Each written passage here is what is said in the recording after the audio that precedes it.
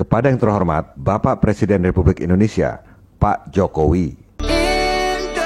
Indonesia merah darahku, putih tulangku, bersatu dalam semangatmu. Kerja lagi hingga.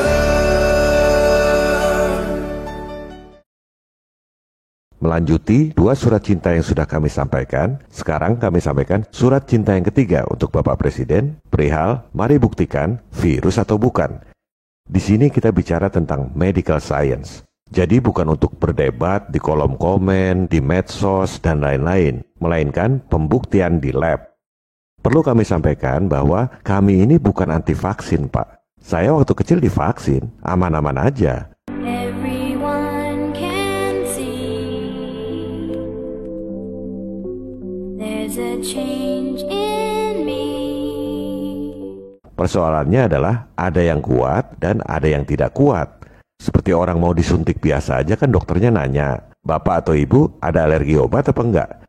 Kalau semua orang dimasukkan cairan kimia yang sama, obat keras, risikonya bisa fatal. Tell me, teddy bear, why love is so unfair. Yang nggak kuat itu bisa autis, bisa lumpuh, bisa mati. Ini sudah kami sampaikan di surat cinta yang pertama. Kemudian juga poin yang kami sampaikan adalah vaksin kalau tergesa-gesa itu cilaka. Seperti kasus di Filipina, di Sudan, juga uji coba COVID AstraZeneca yang di Brazil, dan lain-lain. Kami sangat berbesar hati mendengar bahwa Pak Presiden meminta agar vaksinasi jangan tergesa-gesa. Inilah yang kami harapkan, Pak. Kemudian juga ID juga menyuarakan hal yang sama, jangan tergesa-gesa. Sikap seperti inilah yang dibutuhkan oleh rakyat. Di sisi lain, di tanggal yang sama yaitu Oktober kemarin, Presiden Brazil dengan tegas menolak vaksin buatan Cina karena tidak ingin rakyat Brazil menjadi kelinci percobaan. Ini adalah sikap tegas untuk membela rakyatnya.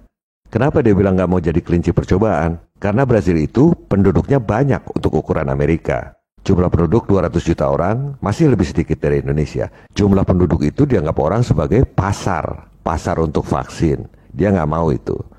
Kemudian kami menyampaikan surat cinta ini karena kami memiliki berbagai informasi kredibel yang tidak banyak diketahui oleh publik. Ini yang mau kita sampaikan, Pak. Dari sini kita akan mengetahui mengapa ada mitos virus yang bermutasi terus. Akibatnya vaksin nggak akan bisa mengatasi virus yang bermutasi terus. Jadi sekarang yang penting itu jualan vaksin. Kalau nanti nggak mujarab tinggal bilang virusnya bermutasi. Ngapain dibeli? Dan kami juga menyampaikan apa solusi konkret dari persoalan ini. Ini semua bukan kami yang mengarang, Pak. Kami nggak bikin teori. Kami hanya merangkum dari berbagai dokumen, yaitu jurnal ilmiah, buku-buku ilmiah, rekaman wawancara, dan lain sebagainya. Kami tuangkan dalam bahasa yang sederhana sehingga rakyat yang awam bisa mengerti sesuai dengan fungsi pers untuk mencerdaskan bangsa. Dari sekian banyak referensi ini, yang paling penting adalah 3 orang penemu dan pemenang Nobel. Seperti yang sudah kami sampaikan pada surat cinta yang pertama. 3 orang ini, yang pertama adalah Profesor Robert Koch. Ia adalah penemu pembuktian sebab akibat antara kuman dengan penyakit menular, yang kemudian memperoleh hadiah Nobel tahun 1905. Pembuktian sebab akibat ini adalah hal yang sangat mendasar dan tidak pernah dilakukan untuk COVID ini. Bagaimana mau bikin vaksin? Sebab akibatnya aja nggak pernah dibuktikan. Jadi bukan cuma meneliti urutan genetik seperti matematika, CATG. Yang penting makhluk virusnya mana. Dan harus dibuktikan makhluk virus itu betul-betul mengakibatkan penyakit. Bukan hanya memeriksa urutan genetik. Kemudian yang kedua adalah penemu virus HIV, yaitu Profesor Luc Montagny dari Prancis. Dan dia memperoleh hadiah Nobel tahun 2008. Semua orang bicara soal HIV, soal AIDS, tapi nggak pernah dengar sebenarnya apa yang dia lihat. Virus yang bermutasi terus itu apa? Ini yang akan kita bongkar melalui pengkajian ini. Dan narasumber ketiga adalah penemu PCR, Dr. Kary Mullis, asal Amerika. Dan ia memperoleh hadiah Nobel tahun 1993. Sekarang ini soal COVID, PCR ini menjadi dasar untuk memvonis orang terinfeksi COVID atau tidak. Jumlah korban banyak atau tidak. PSBB atau tidak. Dasarnya PCR yang dianggap paling akurat. Tapi orang nggak pernah dengar Kary Mullis sendiri sebenarnya ngomong apa. penemu PCR ini paling marah alatnya digunakan untuk memvonis orang sakit AIDS pada saat dia masih hidup. Sekarang sudah meninggal. 5 bulan sebelum COVID, Dr. Kary Mullis meninggal. Ini yang akan kita sampaikan, Pak. Untuk narasumber yang pertama, Profesor Robert Koch, kita sudah jelaskan dengan panjang lebar pada episode 24. Kemudian kita masuk pada narasumber kedua, yaitu penemu virus HIV. Mengapa ini penting? Karena disebut-sebut COVID ini bermutasi terus, persis seperti HIV. Dan ini yang bikin nggak akan sembuh meski sudah ada vaksinnya. Like a comet blazing across the evening sky,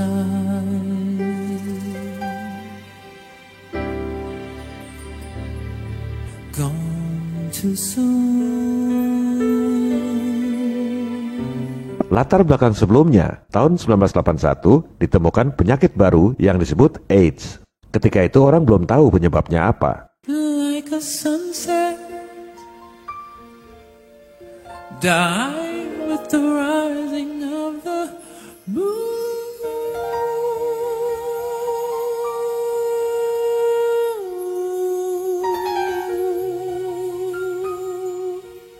Kemudian, ada 4 temuan ilmiah yang sangat penting di tahun 83 dan 84.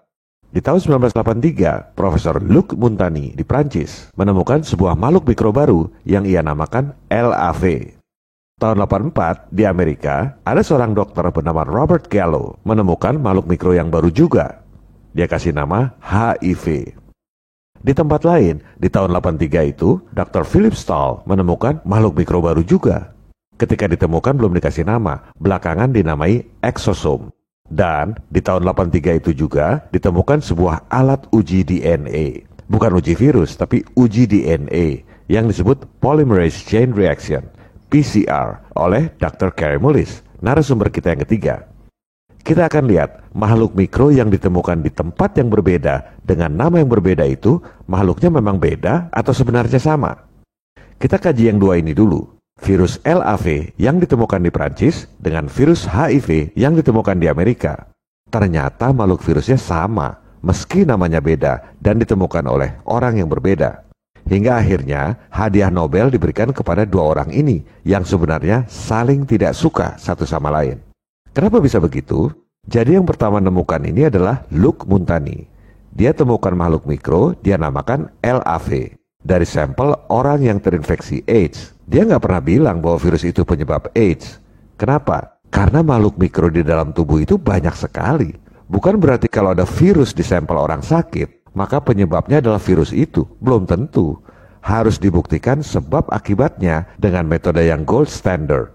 Kenapa ini penting? Karena kalau asal tunjuk virus itu penyebab penyakit, virusnya dibunuh, padahal bukan itu penyebabnya. Ya nggak bakal sembuh. Maka Montagny nggak pernah bilang kalau HIV itu adalah penyebab AIDS, karena dia nggak pernah buktikan sebab akibatnya. Ini adalah saintis yang jujur. Beberapa bulan kemudian, di Amerika, Dr. Gallo mengaku menemukan virus baru. Dia kasih nama HIV. Padahal dia ngambil sampel yang dari Prancis itu. Kemudian, dia bikin konferensi pers bahwa saya sudah nemu penyebab penyakit AIDS. Namanya virus HIV. Padahal dia nggak pernah buktikan bahwa HIV itu penyebab AIDS. Mari kita dengar pernyataan Dr. Kary Mullis, sang penemu PCR dan pemenang Nobel tentang kebohongan HIV adalah penyebab AIDS yang diklaim oleh Dr. Gallo. Like a castle built sandy beach,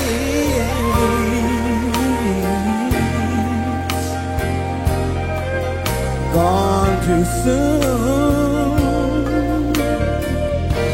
gone too soon. Just because Bob Gallo gets up, takes his sunglasses off and says, "Gentlemen, you discovered the cause of AIDS." That's all we have. New York Times article, CDC report, that's all we have. That's not enough. That's not enough to that is not sufficient to like publish even a meager little scientific paper somewhere.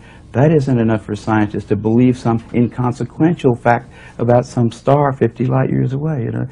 That's certainly not enough to treat at the cost of billions of dollars a year and at the cost of a lot of lives and anguish and just destroyed, lives have just been totally ruined by this thing.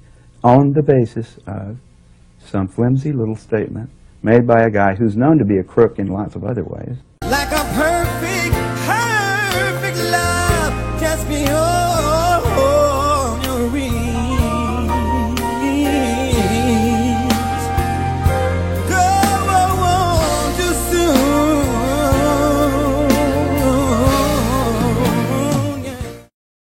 Perlu kami tegaskan di sini bahwa yang dimaksud oleh Kary Mullis adalah penelitian Gallo sebelum dia mengumumkan HIV penyebab AIDS tahun 84, bukan penelitian HIV setelah tahun 84.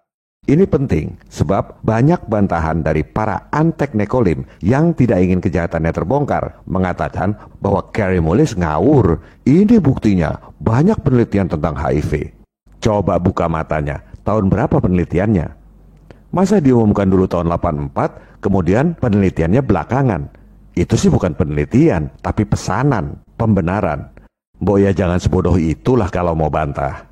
Atau sekalian kami ajukan tantangan buat para antek Nekolim yang sok jadi Tuhan yang menghakimi hoax. Kalau mereka bisa tunjukkan penelitian pembuktian sebab akibat antara HIV dengan AIDS sesuai gold standard sebelum diumumkan oleh Gallo tahun 84, saya akan hapus semua video saya tentang COVID dan saya tak akan pernah bikin video tentang COVID lagi. Sebaliknya, kalau nggak bisa buktikan, berhentilah jadi kacung Nekolim. Mengharap duit receh dari IFCN yang didanai oleh Soros dan Bill Gates menurut Parlemen Eropa. Kita bukan bangsa pelacur, jual diri pada asing dengan harga murah lagi. Indonesia, negaraku. Kita kembali lagi pada 4 temuan ilmiah yang sangat penting di tahun 83-84. Terbukti makhluk mikro yang ditemukan di benua yang berbeda oleh orang yang berbeda dikasih nama yang berbeda. Ternyata bisa saja makhluknya sama. Memang wajarnya jika orang nemu spesies baru nggak langsung tahu makhluk itu fungsinya apa. Butuh waktu penelitian yang lama untuk memastikan apa fungsi dari makhluk mikro tersebut. Nggak gampang. Mengapa Dr. Gallo mengumumkan HIV penyebab AIDS, padahal dia nggak pernah lakukan pembuktian sebab akibat sesuai gold standard? Duit, Pak. Karena di Amerika itu, tiap ada virus baru, turunlah anggaran miliaran dolar untuk meneliti. Jadi Gallo ngarang cerita HIV penyebab AIDS supaya dapat dana penelitian. Ini kata media New Scientist. Lantas, mengapa pernyataan Gallo langsung disetujui oleh CDC dan HIV dipublikasikan sebagai penyebab AIDS?